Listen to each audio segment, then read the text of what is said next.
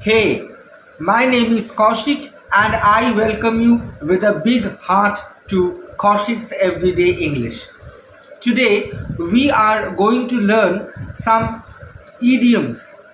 Yes, some English idioms that we use in our daily conversation. But I won't like to call these idioms as idioms, but rather I would like to tell them smart phrases because they are really smart phrases and they really make our English sound better, more fluent, and as advanced as that of advanced English speakers. So, what are we waiting for? Let's get started. Let's move on to the first phrase of today's list, blessing in disguise. Now, what does blessing in disguise mean? It means that a good thing that seemed bad at first. Now, many situations occur in our life where we refrain ourselves from doing a particular thing thinking that it won't be very good, but ultimately it turns out to be good. So that is a blessing in disguise. For example, you could say not doing the assignment turned out to be a blessing in disguise as the assignment was cancelled.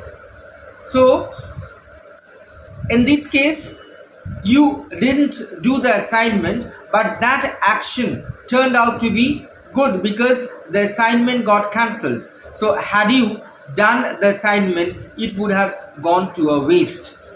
In this way, you can use the idiom a blessing in disguise. We are moving on to the next phrase, the second idiom of today's list. Get your act together. Now, what does get your act together mean?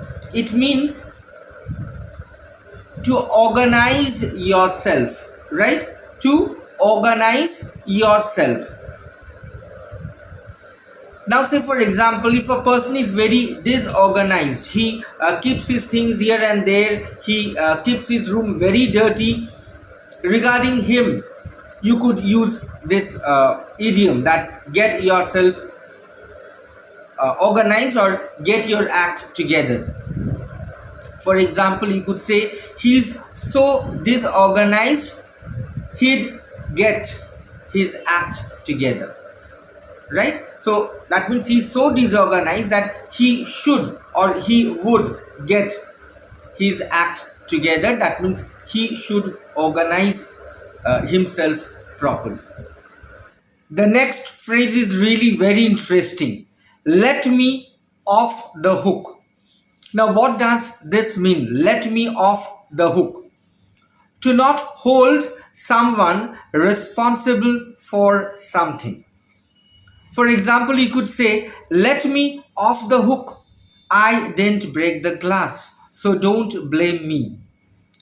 For example, someone had broken the glass and you were also present over there, and if anyone blamed you, so before that only you were telling others that don't blame me because I didn't break the glass, someone else had broken it, so I was in no way to be held responsible. So in that way you could say let me off the hook.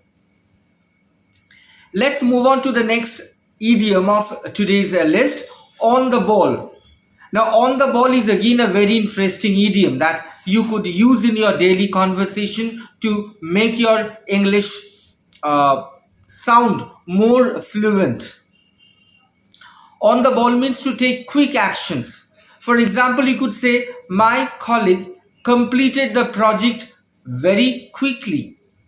He was really on the ball. That means my colleague completed the project so fast that he must have taken very quick actions, right, to complete the project. So in this way you could use the idiom on the ball.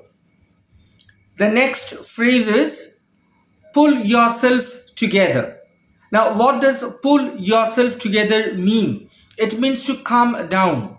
Say for example, one of your friends is really engrieved, is really very sad, and she's crying. So at that time, you could tell her, don't cry, pull yourself together. That means don't cry and rather calm down. So in this way, you could use this idiom.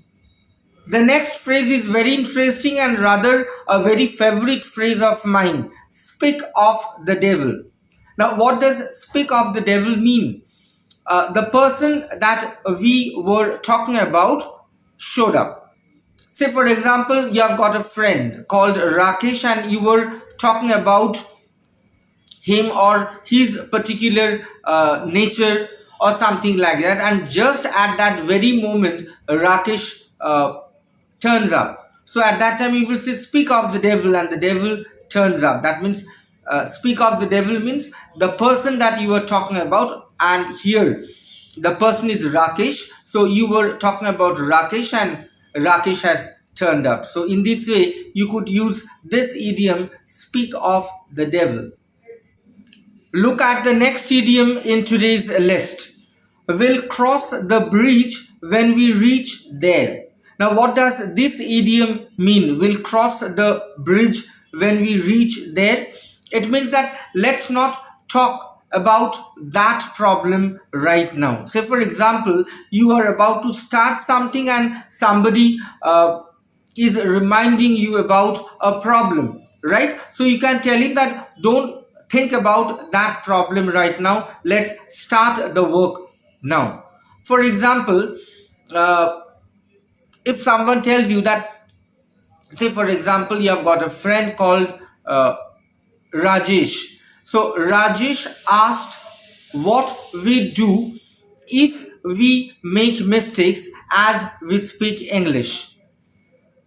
So at that time I said, we'll cross the bridge when we reach there. That means don't think about the mistakes right now. First, start speaking English and then think of the errors that you may commit while speaking English. But at least now, don't think about those mistakes.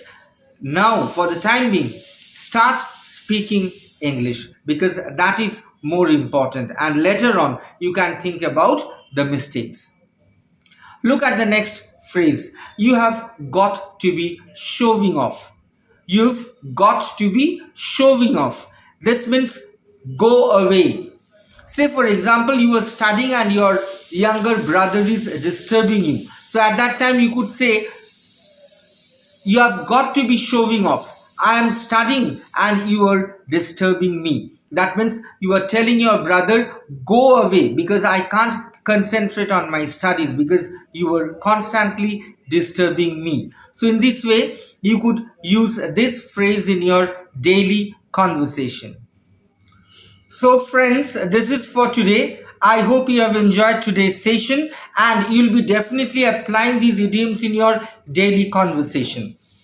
Before I leave, like every day, I would like to remind you to subscribe to the channel, give a thumbs up and click the all notification icon so that whenever I upload my video, you get the notification first. So I'll be back again with another interesting lesson to learn.